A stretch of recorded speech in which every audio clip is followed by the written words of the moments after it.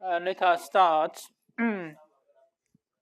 First, I forgot to mention last time, I will always use the metric convention for Minkowski space-time to be given by this one.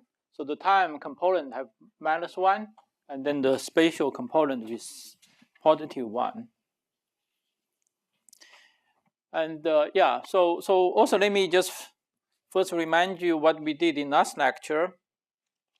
So in last lecture, we talked about principle of locality, which is a powerful principle. And so this naturally leads to the concept of fields. And so I will generally denote fields, say, using this kind of notation. Yeah, in the when we talk about fields abstractly, we will use this kind of notation. And so phi just and a just label for different fields, and also so the fields depend on spatial coordinate and also depend on time. So physically, you can think of this spatial dependence as the label for the fields for the degrees of freedom. So at each spatial point, there's a degree of freedom, and the time describes its evolution. Okay. So essentially, this is like so classical field is like classical mechanics degrees of freedom, but now with the infinite number of degrees of freedom. Okay. So the classical field theory is like classical mechanics, but now with infinite number of degrees of freedom. Because now you have some finite number of degrees of freedom for each point in space-time. Okay. And the principle of locality also implies that the action for such kind of dynamical variables, so the fields are our dynamical variables, and also implies that the action has a has a local form.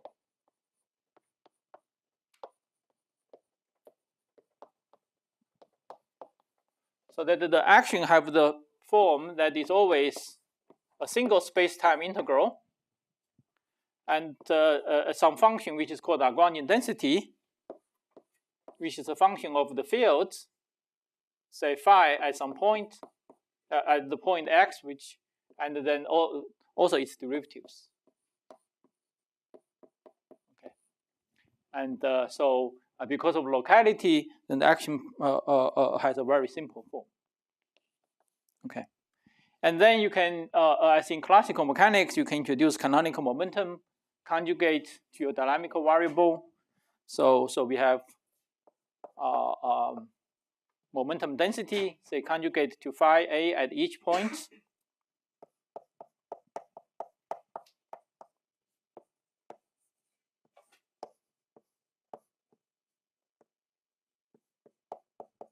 Okay, so this is the phi dot, which is the time derivative of phi. And then you can also introduce the Hamiltonian density, which is the pi a phi dot a. So a is summed and the minus L. Okay, and the Hamiltonian is obtained by integrate this over space. Yeah, and also the equation motion. When you do the variation of the action, then you find the equation motion is given by the following general form.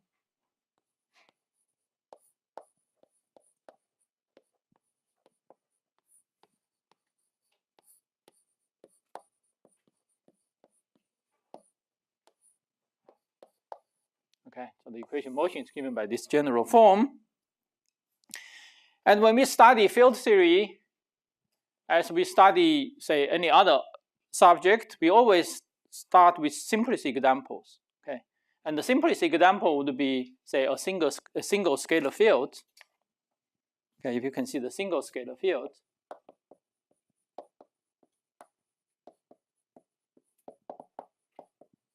Which you have low index, we just have 5, should not depend on space-time point x. And then the simplicity action for such a scalar field, you can just write down based on a general principle, say, yeah, so you can have this form. So we discussed last time the simplest action for scalar field have the following form. partial mu phi, and plus m squared phi squared. And the sign here is determined because of the metric convention. Okay. So this is the simplest, say, scalar field theory we can write down. Okay, so here I have written here a quadratic function for phi, which we wrote as a general function last time. And here is from here the kinetic term comes from the Lorentz symmetry. So this is the simplest derivative term you can write down, which respect Lorentz symmetry. You can have more complicated terms. You can have this term, for example, square. Okay, but that will be more complicated. So this is the simplest one. Okay. And so this will be the simplest field theory we will study first. Okay, and yeah. So in this case, for this example, the momentum density just equal to phi dot, just time derivative of phi, and then the equation motion is given by a linear equation phi. It's given by that. So this is a very simple theory. It's very simple equation motion, and but later we will see. Actually, will teach us a lot about general field theory. So that's it's a very quick summary of some of the main points of last lecture. Do you have any questions?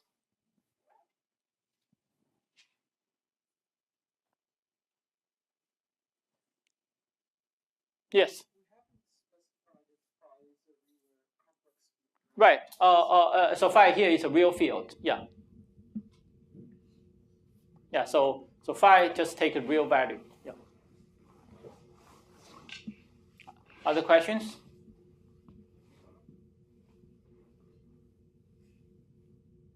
Good. Okay.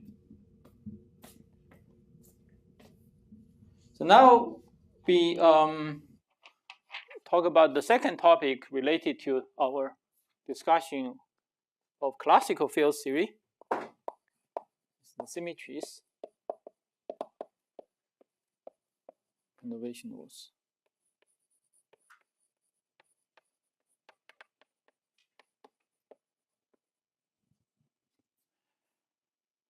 So when we have a theory, say with such an action, we say the theory has a symmetry. So the definition of the symmetry is the following.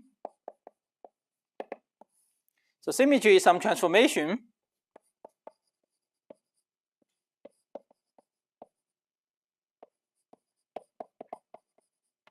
of each field phi A into, say, some function of phi. So this new phi A can say depend on all possible fields. Okay, and so some transformation of your dynamical variables. So here prime is just means a different function, does not mean derivatives. Okay, which leaves the action invariant.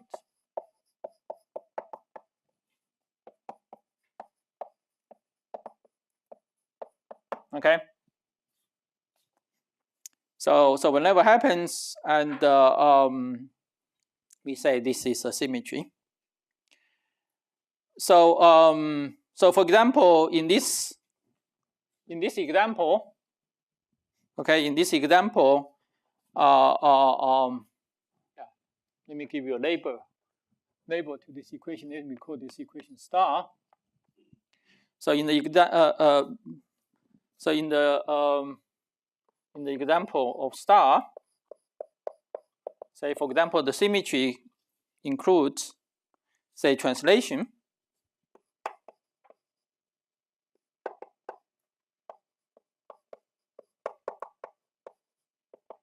Okay, so if you imagine we take a coordinate transformation, we do a shift in coordinates by a constant shift.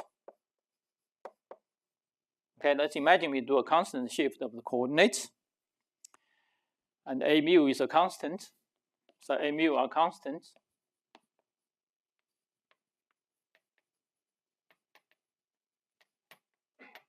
Okay, so it's a constant vector.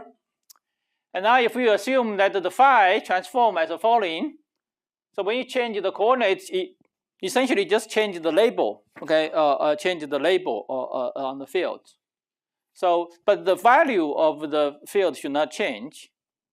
So that means that the phi evaluated at the original point should be the same. So that means the new transformed phi evaluated at the new point, okay, a new x prime point should be the same as the value at the original point.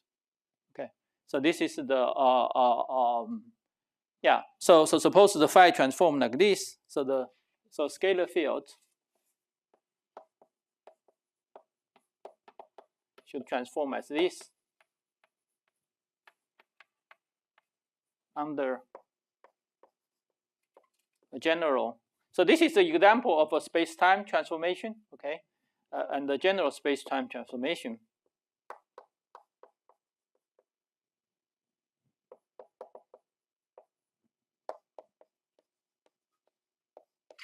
As say this equation, okay.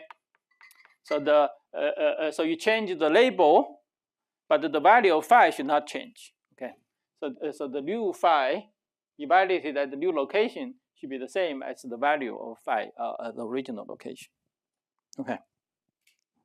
And so you can easily check yourself, okay. So you can easily check yourself. I will not do it here. So this exercise for yourself, that actually this action is invariant under this transform. It is invariant under this transformation with this change of x. Okay. Any questions on this? So second transformation, which this is invariant, is a Lorentz symmetry.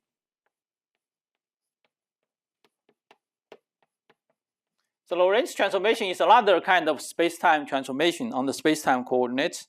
Is you take x mu to x mu prime equal to lambda mu nu x nu. So lambda mu nu is the constant Lorentz transformation matrix. Okay.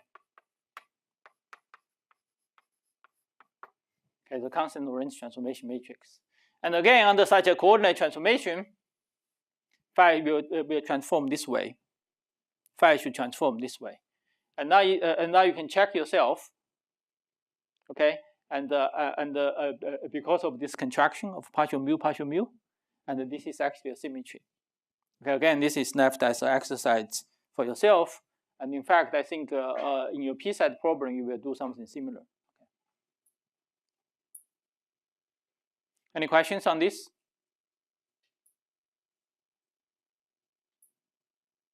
Good.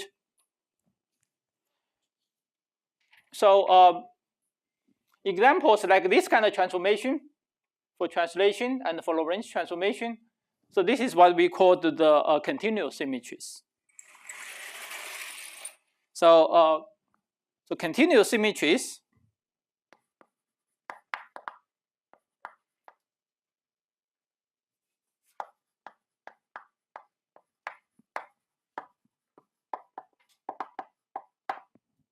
okay, so these are the transformations. Yes, I should also give a label to this equation. So let me call it just star. So continuous symmetries are transformations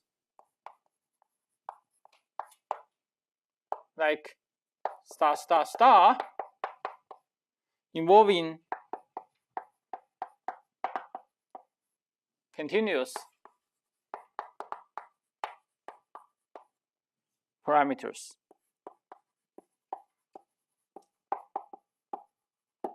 Okay, and so both 1 and 2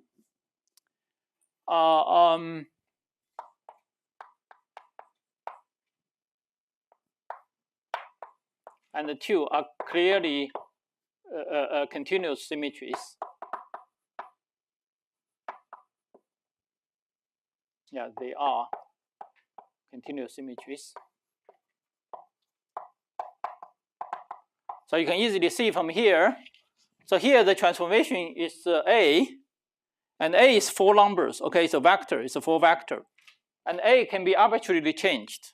So it's a continuous parameter. Okay, you can take it to be 0. You can take it to be 0.1 in all directions, etc. So it's something can be continuous changed.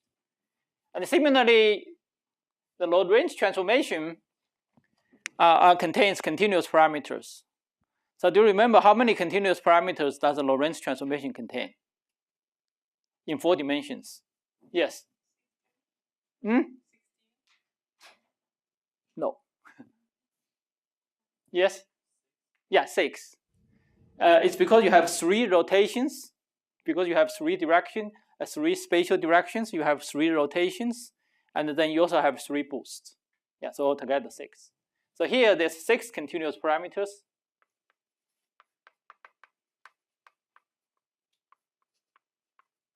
And here there's 4. Okay, so here there's 4. So both are continuous symmetries. Okay. And in contrast, this Lagrangian have this action has a lot of symmetry, which is not continuous. Can you say what that symmetry is? Good. Parity is a good. It's a good answer. Yeah. But there's still something slightly simpler. Yeah.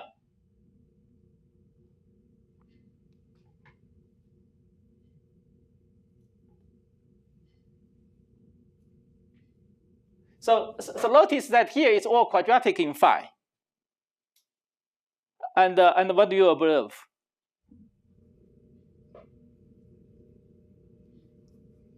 So here there's a symmetry, a lot of symmetry. This phi goes to minus phi, okay, because it's quadratic in phi. And also, of course, there's a symmetry called parity, which in the case x goes to minus x. So the spatial direction x goes to minus x, and then phi again transform as this, okay? And you can also check this is also symmetry. So in both of these cases, they don't involve continuous parameters. And so these are called discrete symmetries. Okay, so there's no continuous parameters. And yeah. In this case, both of them are called Z2. In this, Z2 means that if you do the transformation once, it go back to the identity. Okay, so here if you do the twice, yeah, if you do it twice, go back to it. Then if you do it twice, go back to identity. This is the same. Okay. So here is a Z2 transformation. Also, symmetries can be also separated into, say, symmetries can be separated into continuous symmetry or discrete symmetries, depend on whether you have continuous parameters or not. But symmetries can also be separated into other different, there's a lot of classification of the symmetry. It's called the gauge symmetry and global symmetries. So they are global symmetries.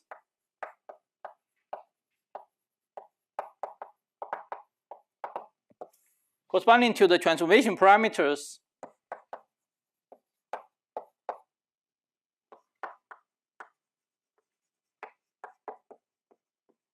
are space-time independent.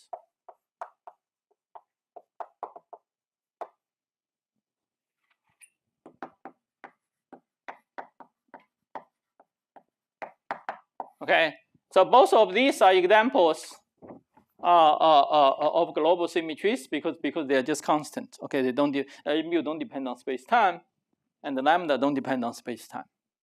Okay, and you can also have local symmetries.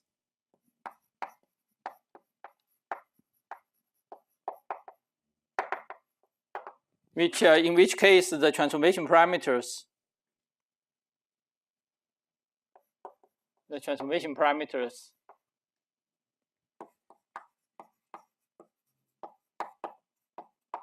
are space-time dependent. Okay.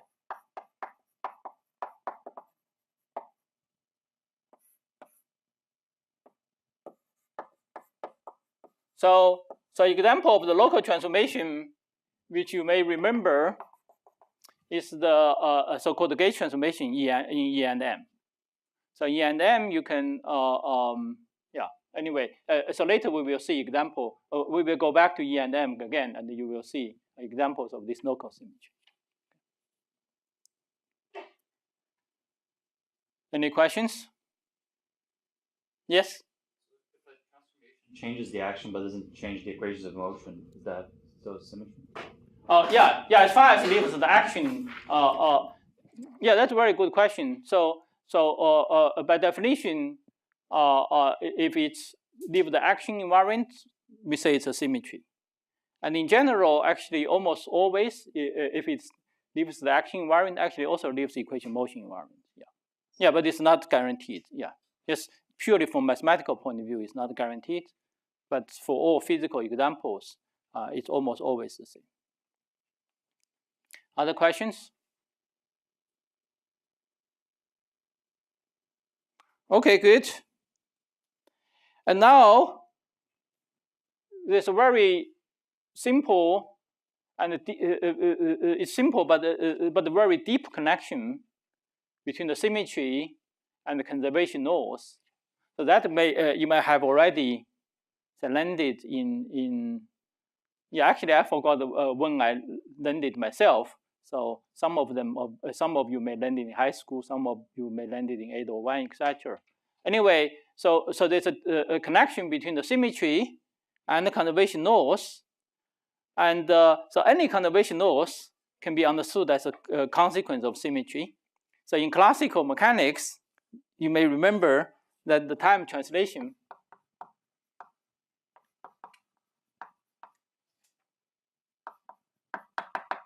this leads to energy conservation.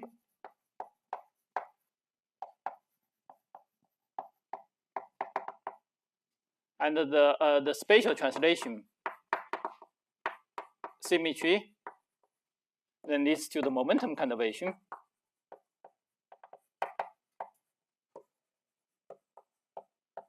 And if it's a rotational symmetry,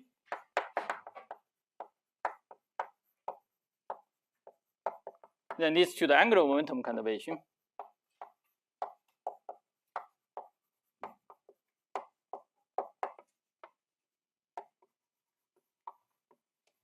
Okay, so this should be something you already know, say from your classical mechanics. But in classical field theory, this can be generalized. Okay, so here there's a Lother theorem.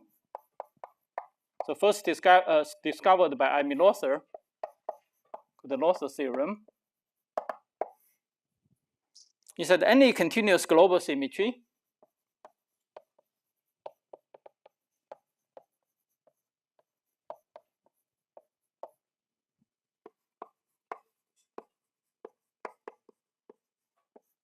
leads to conservation laws. Okay.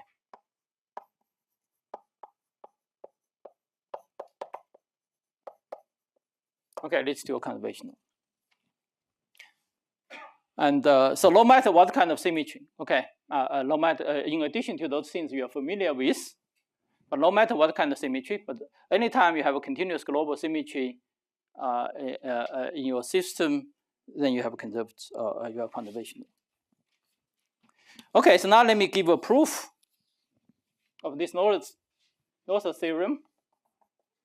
Okay, so before I prove it, do you have any questions regarding its statement? Yes. So what's the definition?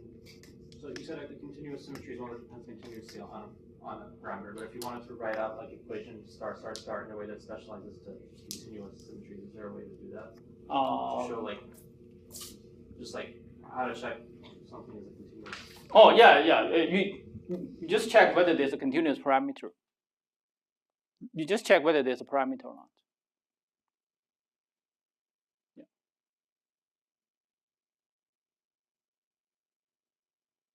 Does this answer your question? Yeah. normally you can just see whether there's a parameter. Yeah. If you write down the transformation explicitly, you will be able to just see. For example, here there's no transformation parameter. You can just see, and there for the Lorentz transformation and translation, you can just see it explicitly. Okay. So important aspect of a continuous symmetry is that because you have a continuous parameter, so you can continuously relate it to identity. So the trivial transformation, you don't transform at all, right? So in this case, the A mu is equal to 0. And so in this case, the trivial transformation, just the lambda mu is the identity matrix. And then you can imagine a slightly tending on a slight infinitesimal rotation or infinitesimal boost. And then that's corresponding to a so-called infinitesimal transformation. Okay. So here you can also just translate A mu a little bit. Okay, so very close to the identity. And so essentially for any, okay, so for any global continuous symmetry,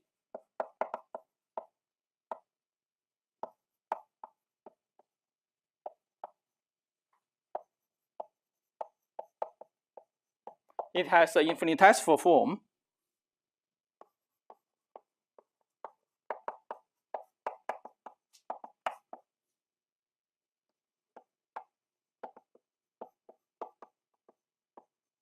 Okay, it's just when the parameter, when your transformation parameter is very close to the identity. Okay, very close to the 0. And so for example, for general transformation like this, if the transformation is close to the identity, then we can always write it in the following form. Phi A goes to phi A prime, which is equal to phi A. And with some parameter, small parameter epsilon, and some function Fa, and then say phi B. Okay, and the derivative of phi B, etc. Okay, so this epsilon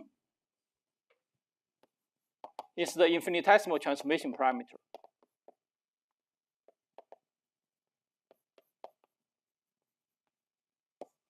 Okay, so if you have a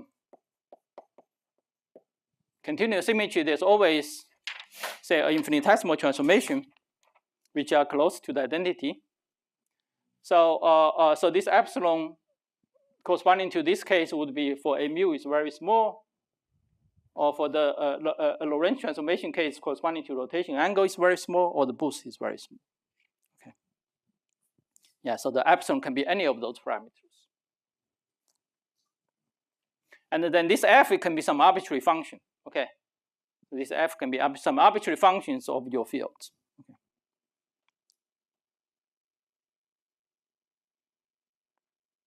Good. So in this case, yeah. So in this case, the delta phi. Okay. So the so the symmetry transformation. So we'll use the rotation delta hat phi a. So this symmetry then given by say epsilon fa. Okay. So delta hat here implies a symmetry transform, an infinitesimal symmetry transformation. Okay. So now let's consider during a variation of S under this delta hat. Okay. Since the by definition of the symmetry, because this is a symmetry, that means the delta hat S should be equal to 0. Okay, because the variation of the action should be invariant under the symmetry. And so now let's look at what's the consequence of it. Okay. So now we can just vary this L. Then so this means that the variation of the L, Lagrangian density, must be a total derivative. Okay, since every transformation is proportional to epsilon. Yeah, so epsilon is a small parameter. So when we do the transformation, we only need to keep track linear order in epsilon. So the transformation of the L so must also be proportional to epsilon. Okay, so since this must be invariant, that means the variation of the L must be a total derivative. So K mu would be just some. So for some K mu, okay, for some K mu, so there must exist some K mu, and this K mu can also be 0. In that case, the Lagrangian density is invariant. Yes. Under the transformation? Sorry? Is delta hat the variation under the transformation? Delta hat is delta hat just denotes such a transformation. Just denotes such a transformation. This is not the general This is not the general variation. This is a very specific. This is a symmetric transformation. Yeah. And so under the symmetric transformation, your action should be invariant by definition because this is a symmetry, and that in turn, because the S is the integration of L, then that means that the transformation of L, the Lagrangian density must be a total derivative.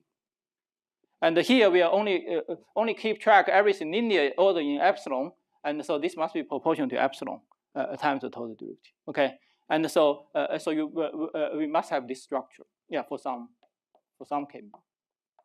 Okay, which can be 0.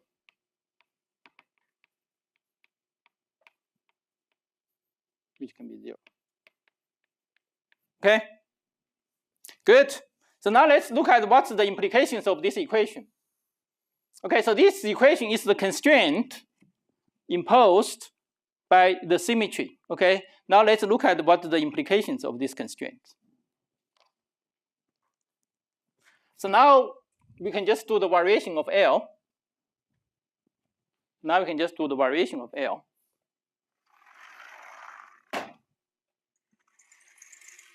Yeah, maybe I will keep that equation. Then I will do this board first.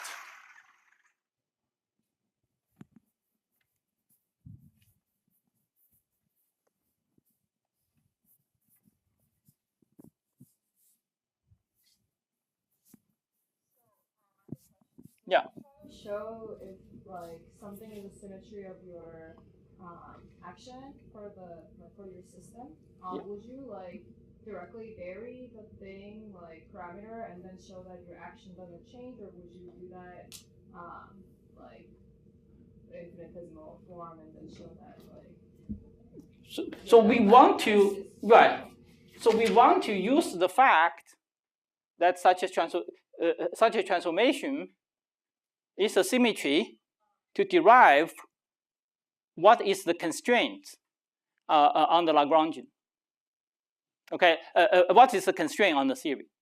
Say we assume that somehow the theory have a symmetry, and then we want to see what is the constraint this put on your theory. Yeah, that's right. We're proving the laws of theorem. Yeah. Good. Other questions?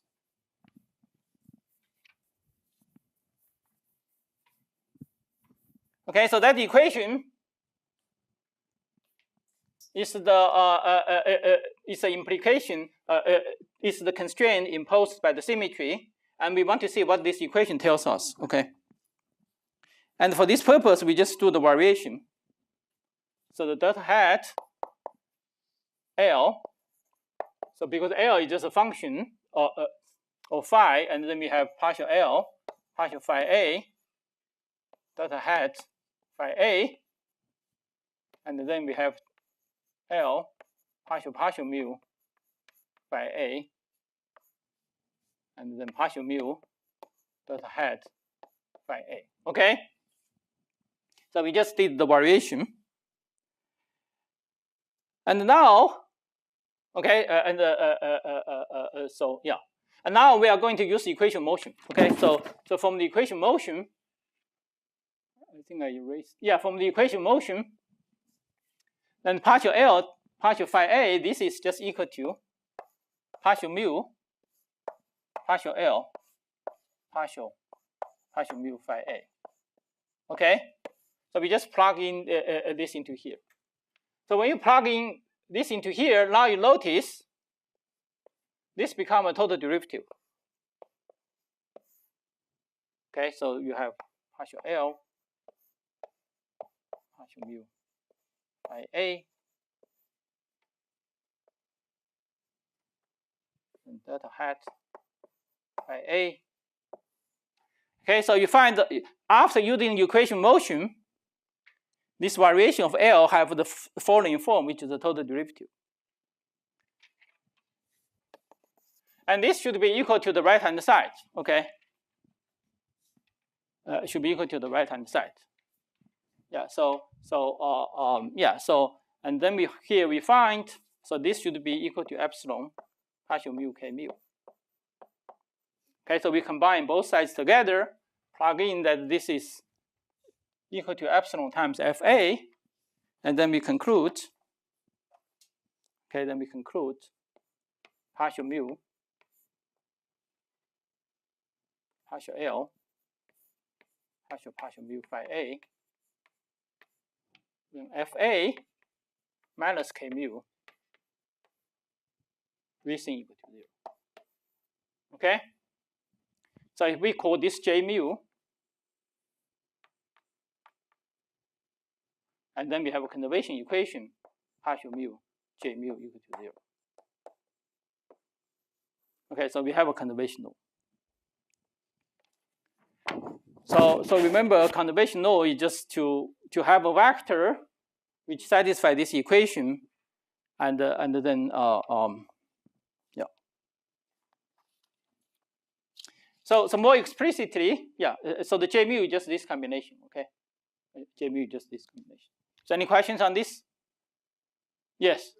This is like quite a strict condition because it's that the derivative with respect to space-time is 0, but you can have a conservation law from the derivative with respect to time being 0, but not space. I will. Yeah. This is the stronger version than your normally.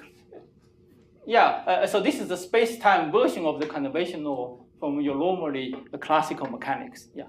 So this is the field theory version of that. Yeah. I will elaborate that equation a little bit. Yeah. Yes. So if you only transform the field, not the x and t, yeah, the effect is to eliminate that derivative of the field of the f. Is that right? Say it again. I mean, the reason that you include the derivative of the field is because you are including the effect of transforming the space-time coordinates. So here, So here is a general formulation. So this transformation can be general. Doesn't have to be, say, a space-time transformation we said earlier. This is just some abstract symmetry, just some arbitrary transformations. If you only consider the symmetries that change the field, but not the symmetries. Yeah, because space-time variable is a dummy variable. In the action, you can always get rid of that. The x change, x is just a dummy variable in your action, because you integrate over x. Yeah.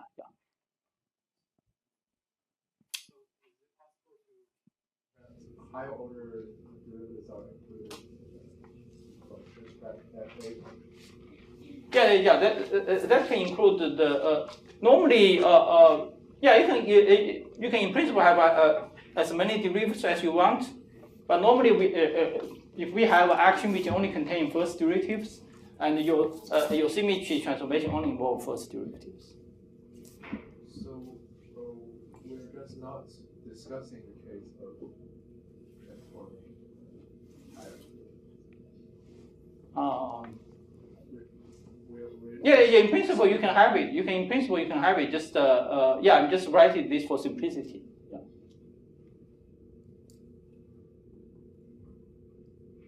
Yeah, good. Maybe you can ask after the class. If it's not clear. Other questions? Okay, good. So let me elaborate a little bit on this equation.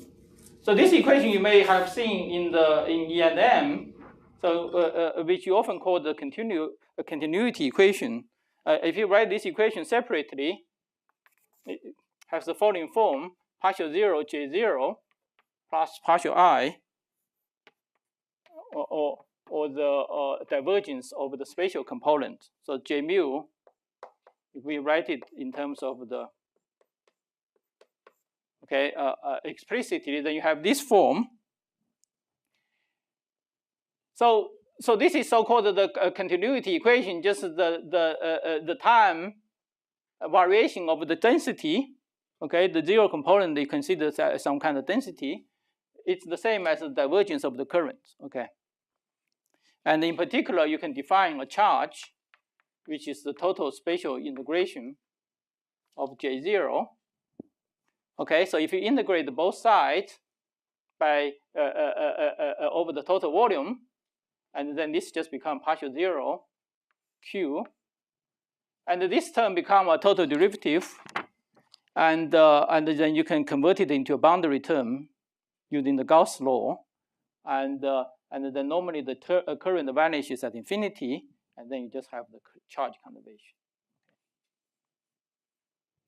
Just have charge conservation. Okay, and yeah. So this is like the field. So normally in classical mechanics, you just have this equation. Okay, and this is the field theory version of your conservation law. Yes. Can we know what it is, like how to calculate? Sorry? Is there a way to calculate what G represents? J represents? Yeah, what it represents. Yeah. If I give you a specific, you will do it in your P set. So if I give you a specific Lagrangian, if you start a specific transformation, and then you will be able to find all those quantities you will be able to find the K explicitly, and you will be able to find all those quantities explicitly, then you can find the J.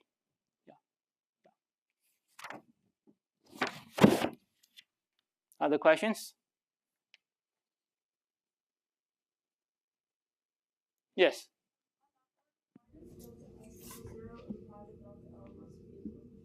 Right. It's because if we have here, so if we have delta S equal to 0, and then you can just put the delta in, and then this quantity then is integrated over that. If this is 0, then this has to be a total derivative.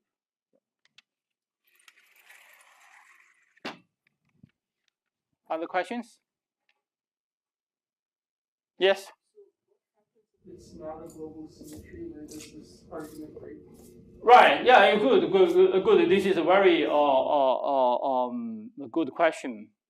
So I will not have time to go into here. Let me just very quickly mention. So this is called the first Lossor theorem, and when epsilon is space-time independent, and so when epsilon is not space-time dependent, and then the story is a little bit more complicated. So the epsilon will be inside. So the epsilon will be inside this total derivative. You cannot take it out, etc. And then the story changes a little bit. And then there's something called the second Lossor theorem. And actually, in that case, when you have local symmetries, when epsilon depends on space-time, instead of finding conservation laws, you find that your equation motion, not all, you find some part of the equation motion are redundant. And if you, it's not difficult, but I actually, in principle, I can put it in the P-set problem. If people really want to see it. Yes? About the transformation in the vicinity of issuing the identity, what happens to the information of the transformation outside of it? Good. So this is the key beauty of physics, which you may already have seen in quantum mechanics. So whenever we see a symmetry, no matter how complicated that symmetry is, say some continuous symmetry, it's enough just to understand that symmetry near the identity, near to be the infinitesimal transformation. It's because any finite transformation you can build up from just adding up the infinitesimal transformations. So once you know the infinitesimal transformation, actually essentially up to some global topological structure, essentially determine the full finite transformation. Yeah.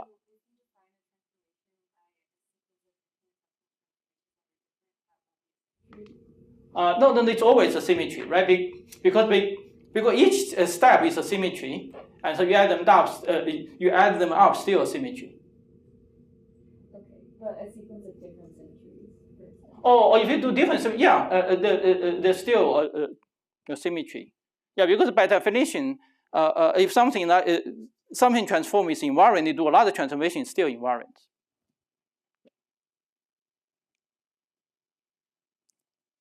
Good. Other questions? Yes. For discrete symmetry, we don't have this epsilon. Can we do something similar? Sorry? For discrete symmetries. For discrete symmetry. We have to do this analysis, but can we do something similar? Yeah, in general, for discrete symmetries, you don't have such a conservation law. You don't have such a conservation law. You can still, sometimes you can still define some discrete quantum number, which is conserved, like the parity, which in the parity case, and but you don't have a current. Okay, so here J mu is called the conserved current. So but you won't have a current.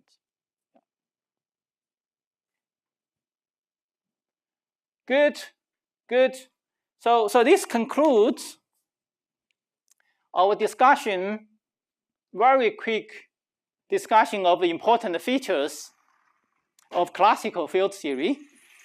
And with this preparation, and now we can start talking about, start thinking about going to quantum mechanics, talking about the quantum fields.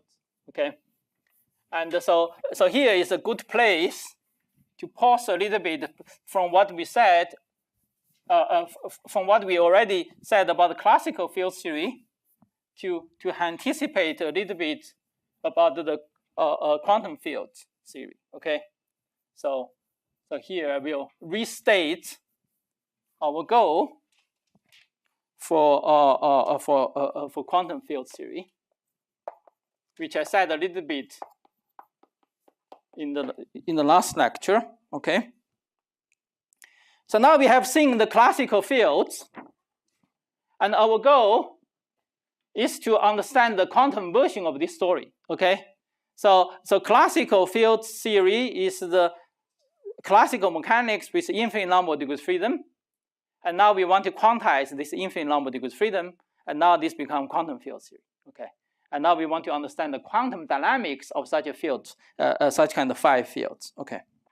And for example, example is the E and M. We have electric magnetic fields. Okay. And you know the Maxwell equations. You can solve the Maxwell equations. And so that defines the classical field theory. And then we will tell you how to actually quantize such a system to understand the electric field and the magnetic field quantum mechanically.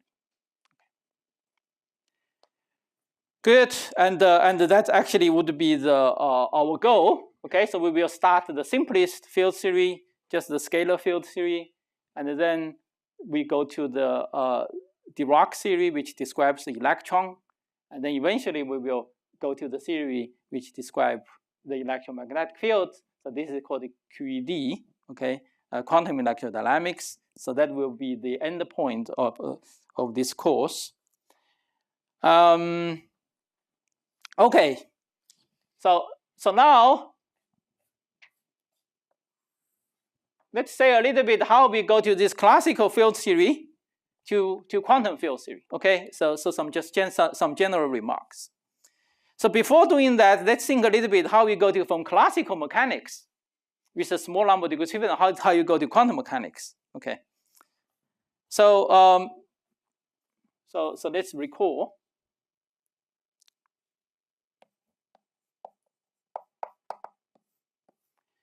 So in classical mechanics,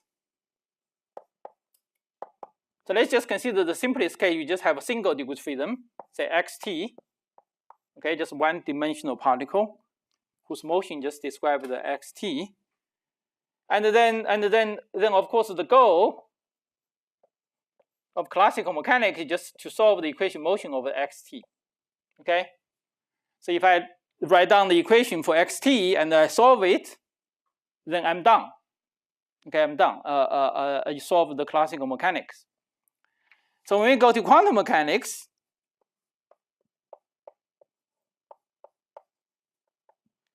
what you do So this xt then become an operator. Okay, so become an operator. So a classical dynamical variable now become a quantum operator. And the equation motion of xt, if you remember, then do you remember what it becomes?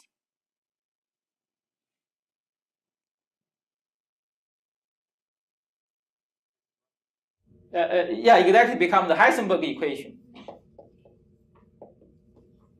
So become a Heisenberg equation for xt, for this operator xt now. Okay, yeah. So in quantum mechanics, there are normally two ways to describe it. So first is the Schrodinger picture.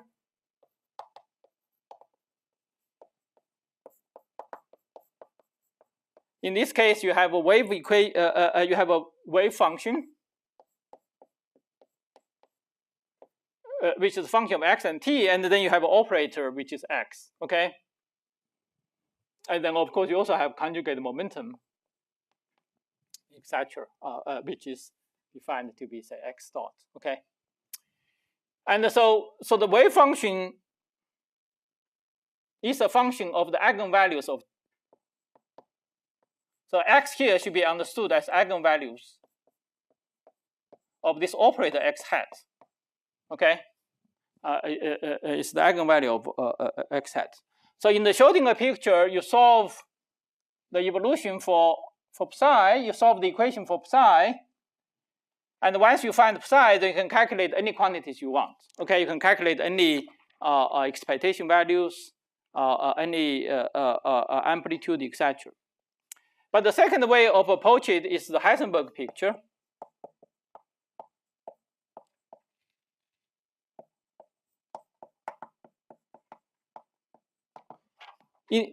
In this case, the dynamical quantity is your operator. Now you assume the operator depends on time. So in the Schrodinger picture, your x is just some constant operator, does not depend on time. But in the Heisenberg picture, now your operator now become time dependent. Okay, and the equation motion, and you solve the Heisenberg equation. Okay, and then the state is invariant. Okay, state does not evolve with time. Okay, so you solve the Heisenberg equation for those operators, and once you solve the Heisenberg equation, and then you can evaluate again your expectation value in any states you are interested in, etc. Okay. So any questions on this? So this is a very quick review of what you did to go from classical mechanics to quantum mechanics. Okay. So now in field theory, okay, in field theory we do the same similar thing. So similarly, in field theory, we have classical fields. Okay, we have classical fields. And then when you go to quantum, this become quantum operators. Okay, so this is now quantum operators. Remember, in field theory, this x is always just labels of the space point. Okay, it's not a dynamical variable. Okay, the rotation is a little bit. Yeah, here in classical mechanics, this is dynamical variable, but in field theory, this is just labels. Okay, so they're not dynamical. A dynamical variable are phi itself. So phi become an operator. Okay, and then now the classical equation motion of phi, which we derived, and then become the Heisenberg equation.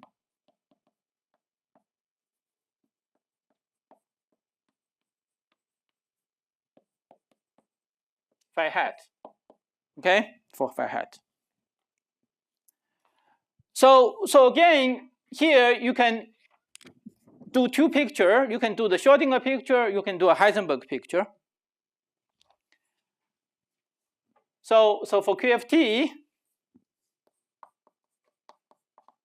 the Schrodinger picture, again, you look at the wave functions of your dynamical variables. the eigenvalue of dynamical variables.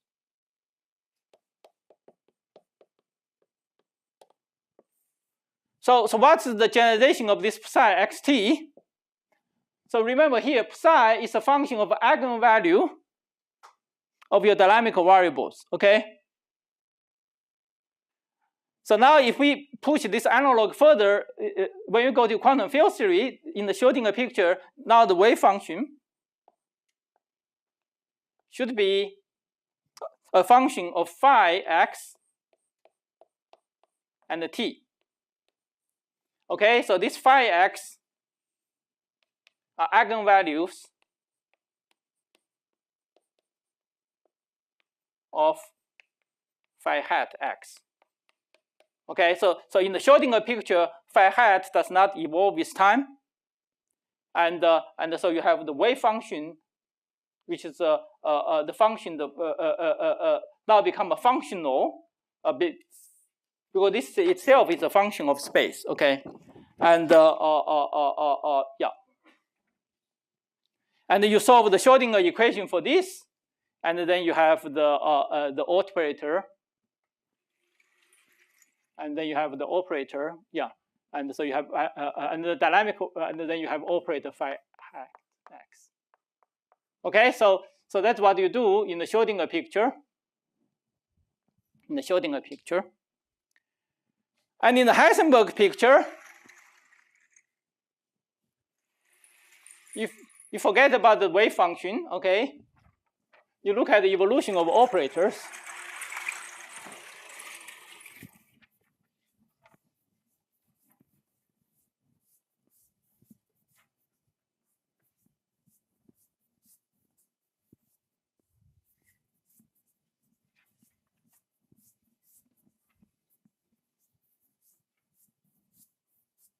So the Heisenberg for the field theory,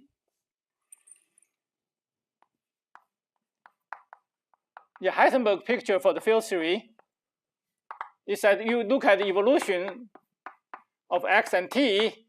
So now this just obeys the Heisenberg equations, which is just the classic, just the quantum version of the classical equation for phi. So you have the you look at the evolution of this, and then the state does not change with time. Okay. The state does not change with time. Good. Any questions on this? Yes. Yeah. So in the Schrodinger picture, so remember the x is a label for phi, but time is evolution. But in the Schrodinger picture, the operator don't evolve. And so there's no time here. So we don't have time here. And we just have the analog of the x here in the Schrodinger picture for the classical, for quantum mechanics. And then the time dependence is in your wave function. So the wave function is a function of possible values, eigenvalues of this operator phi law. Okay?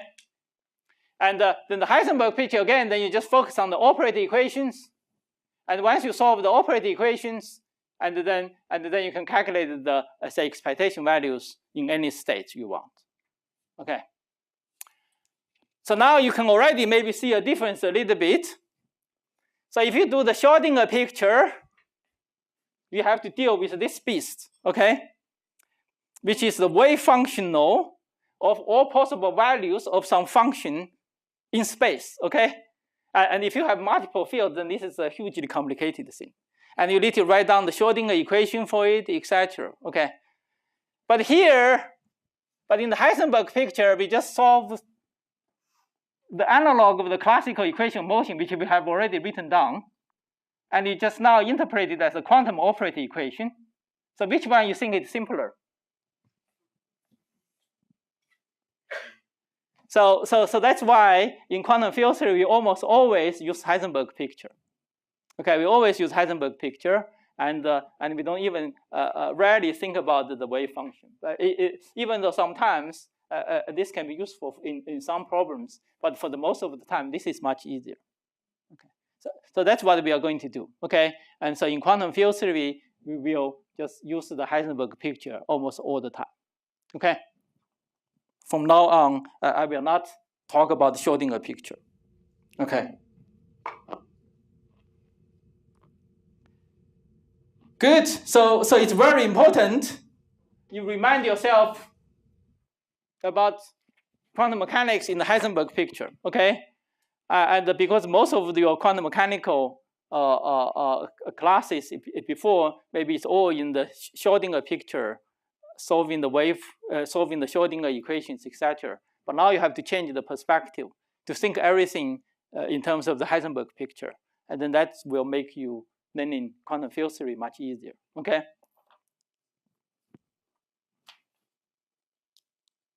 Good. Any questions on this?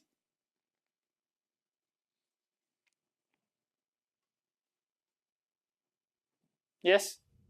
So in the Heisenberg picture, if we're not concerned about the wave function and all, then how do we determine, like, for example, the probability or the expectation value of where x is at some point for the momentum?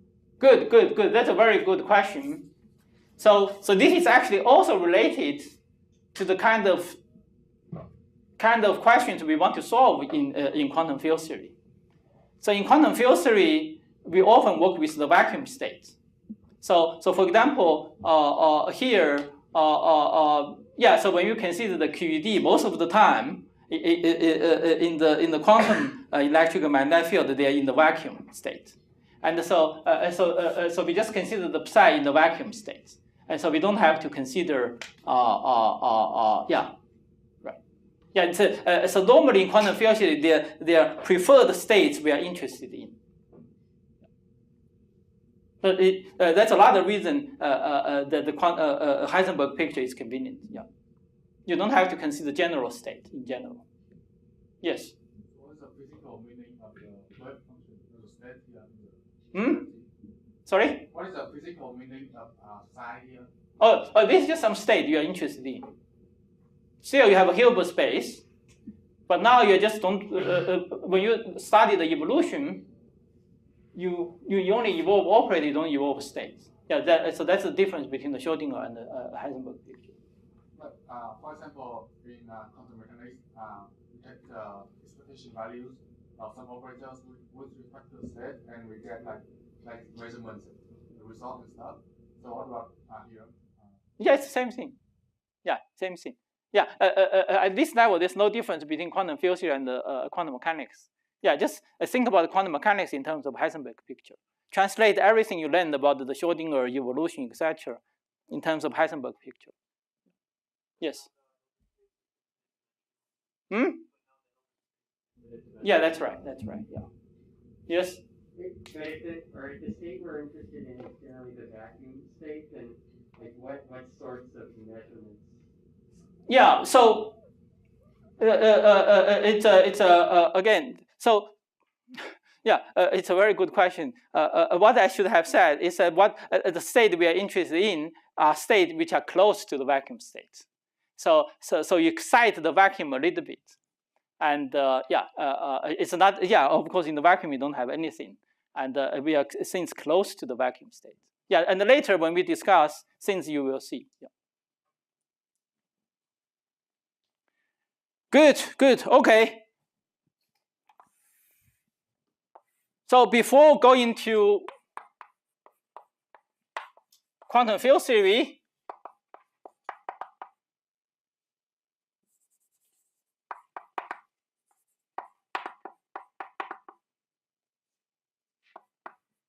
let's also make some remarks, have a short discussion on relativistic quantum mechanics. Okay. So naively, if you have special relativity,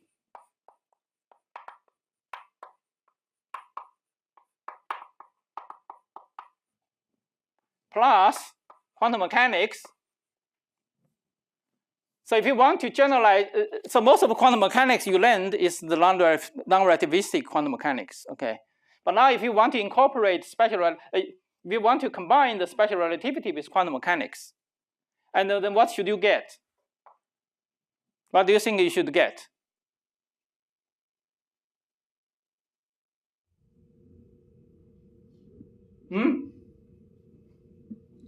I expect. Yeah, just whatever come to your mind. That's the right answer. That's the correct answer. But I was hoping some of you will say it's relativistic quantum mechanics. Okay. So naively, when you combine these two, in particular, if you read some old quantum mechanics books, they do discuss relativistic quantum mechanics. Okay, so naively, that's what you get. Okay, when you combine these two, and you say, oh, we just get relativistic quantum mechanics. Okay, but that's actually not a correct statement. Actually, strictly speaking, the reason now you don't actually learn much about the relativistic quantum mechanics because, strictly speaking, relativistic quantum mechanics does not exist. Okay, and whenever if you want to combine quantum mechanics with special relativity, actually you get quantum field theory. So the quantum field theory is actually forced on us if you want to unify special relativity and the quantum mechanics. Okay, and even if you don't want to talk about the fields, okay, even if you don't want to talk about field, if you just want to talk about particles, still, if you want to unify these two, then you actually automatically leads to quantum field theory. So now let me just explain why this is the case. Okay, so that you have some better appreciation of the quantum field theory. Good. So let's try to apply what you did for non-relativistic quantum mechanics. Try to generalize it to derive some relativistic quantum mechanics. Okay, suppose you are the people in the 1926. Okay, quantum mechanics just was discovered, and you say, oh, people have understood non-relativistic quantum mechanics. Now let's generalize to special relativity. Okay, so in non-relativistic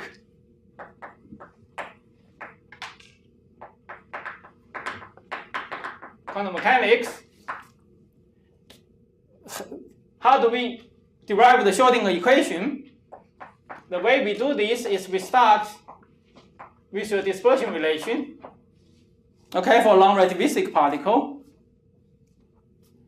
And then we say let's take E to I partial t, okay, P. So say if you can have a vector become, yeah, so let me forget about H bar. Just P then becomes spatial derivatives, and then this equation just becomes the Schrödinger equation for the free particles.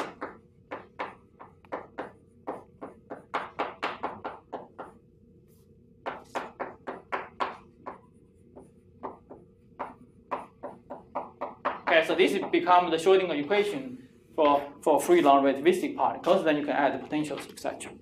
Okay, so that's how you derive your Schrödinger equation for non-relativistic quantum mechanics.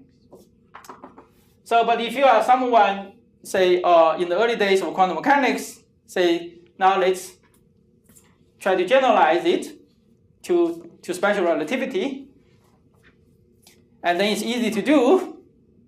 Then in the relativistic case, then you just start with the relativistic dispersion relation. Okay, you say let's do the same thing. Okay, let's do the same thing. So this become I partial t, and this p become this one, and then we can just write this equation.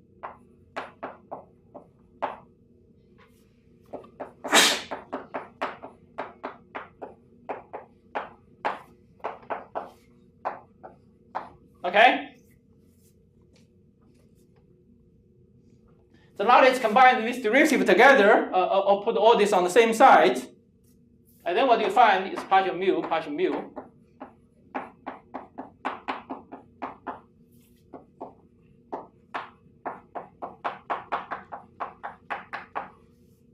Okay, that's what you get. So does this equation look familiar? Okay, so this is the simplest scalar field theory equation motion we have written down. But here the interpretation is very different, okay? So earlier we wrote down this equation, we say this is Klein-Gordon equation. This is the Klein-Gordon equation. Okay, so this is the equation motion for the simplest free field scalar field theory we wrote down before. But here the interpretation is very different. So remember, the psi is not a field in quantum mechanics; it's a wave function for a single particle sitting. So the psi is the amplitude for particle at spatial location x at time t. Okay, so this is, and it's square, then it's its probability. Okay, and this does not describe a field. Okay, this is the wave function of a single particle. Okay, even though they have the same equation as the field theory we wrote down earlier. And so that's what Klein-Gordon did. Okay, so the Klein-Gordon, they tried to generalize non-relativistic quantum mechanics, relativistic quantum mechanics, and they wrote down this equation. They say, oh, now we are immortal, okay, because we wrote down the first equation for relativistic quantum mechanics. And then soon realized. So soon realized actually this equation, if you want to interpret it as a equation for the wave function, there are actually lots of problems. There are various problems. By saying lots of it, maybe it's a little bit exaggeration. There are various problems. So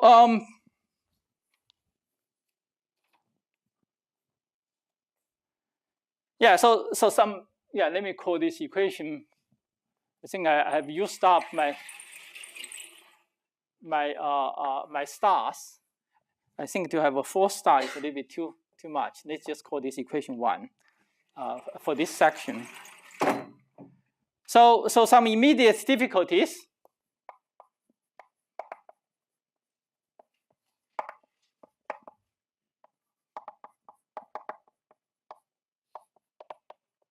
Of interpreting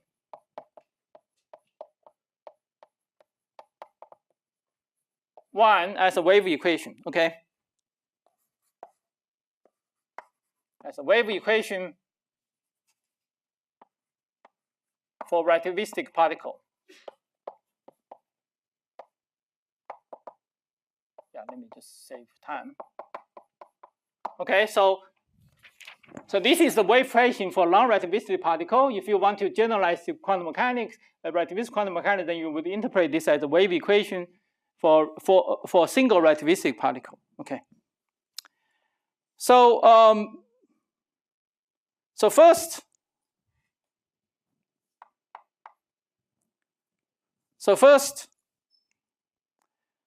is that, so if you remember, so in this equation, okay, for if you go back to early days of this non-relativistic quantum mechanics, so you remember from this equation you can derive an equation for the conserved probability, okay, conserved probability, and that equation tells you that psi squared should have the interpretation of the probability. Okay, so but for that equation, you can show there's no quantity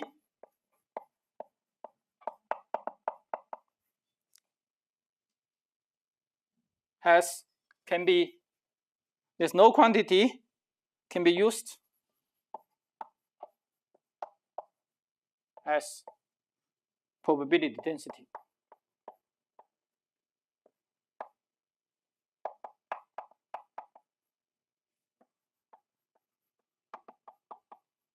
Okay, so probability density by definition should satisfy 2 conditions.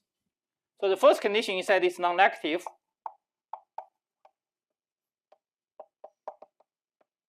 And the second condition is that it should be conserved. Okay, the probability should conserve, otherwise you violate the So you can show that this equation actually does not allow.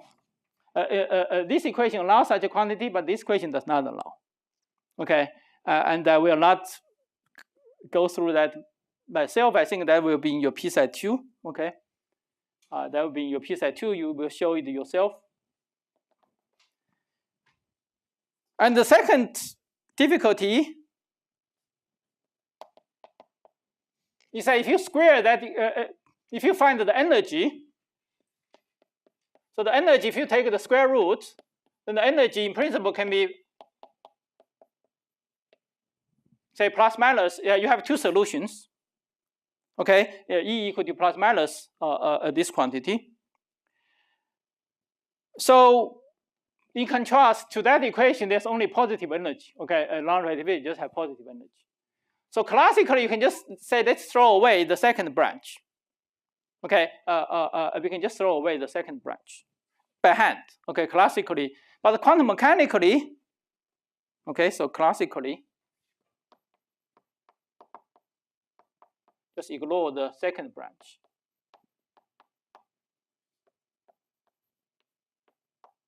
The lective branch.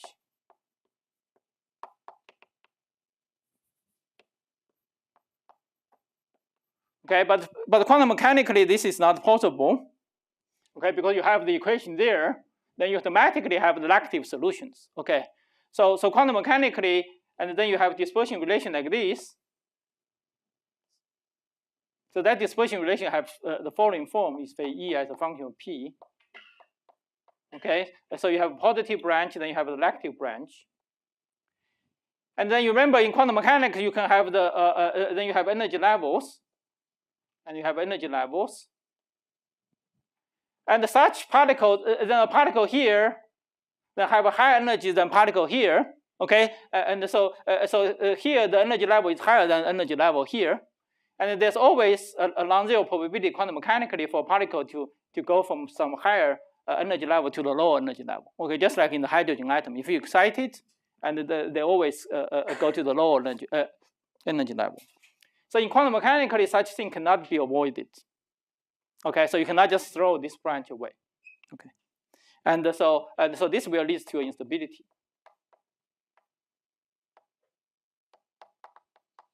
Because the energy can be infinitely lective. Okay, can be infinitely lective, and then all your particles will all go to infinitely lective energies, and then your system will be in big problem. Okay. So these are the two. So these are the two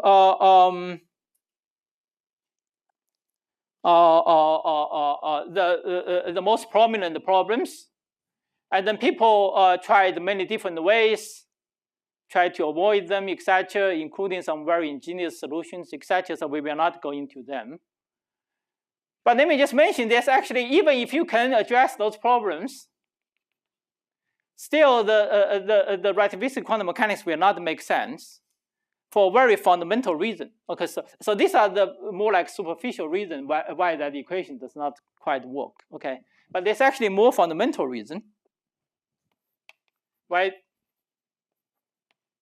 relativistic quantum mechanics, even as a concept, does not make sense. Okay.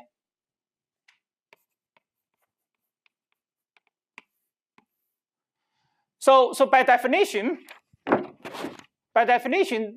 if you want to interpret this kind of thing as a wave function, okay, so what's the interpretation of the wave function, which we already said? So this is describe the amplitude for single particle at some point, okay, at some point x at time t. But now if you have two particles, what do? You introduce the location for particle 1 and particle 2 and t. Okay, so this describes two particles. And if you want to describe three particles, then you have to introduce more x. Okay, remember that's what you did in non-relativistic quantum mechanics. So in non-relativistic quantum mechanics, this makes sense. Okay, you can just, because there's no mixing between the different branches, say single particle, two particles, because particle cannot be created and destroyed in a non-relativistic system. But in relativistic system, you can always create particles. Okay, if you have enough energy, you can create new particles. Pair create electrons, okay, happens in the accelerator all the time, all electrons, they can annihilate into photons, okay? So the particles are not conserved, okay, not conserved. So this kind of wave function concept don't even make sense. So if you want to describe, so that means whenever you have special relativity and the quantum mechanics together, you must have a framework which can describe arbitrary number of particles at the same time, okay? Because particle numbers can change all the time, okay? Because of annihilation and the creation effect. And that cannot be achieved by this kind of concept like wave function, okay? Cannot be achieved by wave function. It turns out, miraculously, that can be achieved by field theory. It turns out the field theory, once you quantize it, automatically give you a framework to describe arbitrary number of particles, okay, in the unified manner, okay, single particle, two particles, arbitrary number of particles, and so this is one of the magic of field theory. So that's why the field theory plays such an important role in particle physics. It's because the excitations of fields automatically provide the mechanism to describe arbitrary number of particles. Okay, so we will stop here today.